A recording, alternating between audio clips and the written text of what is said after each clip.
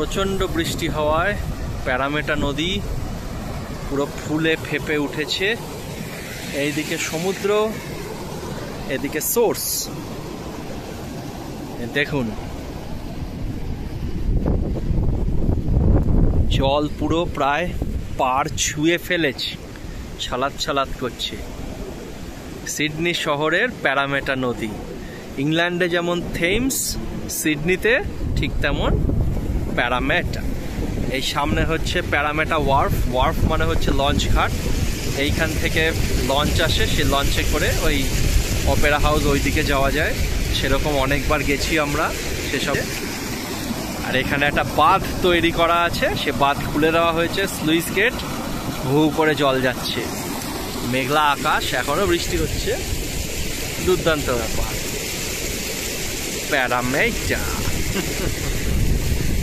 এই নদীর নামে এই পাড়াটার নামও প্যারামেটা।